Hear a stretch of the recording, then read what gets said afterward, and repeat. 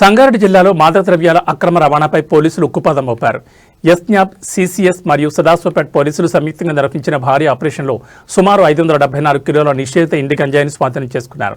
దీని విలువ అంతర్జాతీయ మార్కెట్లో దాదాపు 2.87 కోట్ల రూపాయలు ఉంటుందని అంచనా. జిల్లా ఎస్పీ పరితోష్ పంకజ్ ఐపీఎస్ ఆదేశాల మేరకు పటాన్ చెరువు డీఎస్పీ ప్రభాకర్ పర్యవేక్షణలో పోలీసులు తనిఖీలు చేపట్టారు. సదాశివపేట బైపాస్ రోడ్డు వద్ద అనుమానాస్పదంగా వస్తున్న కియా సోనేట్ కారు మరియు డీసీఎం వాహనాలను ఆపి తనిఖీ చేయగా 287 ప్యాకెట్లలో దాచి ఉంచిన గంజాయి బయటపడింది. ముగ్గురు అంతర్రాష్ట్ర అక్రమ రవాణాదారులను పోలీసులు అదుపులోకి తీసుకున్నారు. 574 కిలోల గంజాయి, ఒక కారు మరియు ఒక డీసీఎం వాహనం స్వాధీనం చేసుకున్నారు. సదాశివపేట పోలీస్ స్టేషన్లో క్రైమ్ నెంబర్ 151/2026 కింద కేసు నమోదు చేసి నిందితులను కోర్టులో ప్రవేశపెట్టనున్నారు. జిల్లాలో గంజాయి సాగు చేసినా లేదా సరఫరా చేసినా కఠిన చర్యలు తప్పవని ఎస్పీ పరితోష్ పంకజ్ హెచ్చరించారు.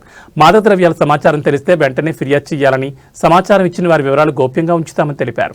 ఈ ఆపరేషన్లో చాకచక్యంగా వ్యవహరించిన అధికారులను మరియు క్లోజ్ టీమ్ సిబ్బందిని ఎస్పీ ప్రత్యేకంగా అభినందించారు.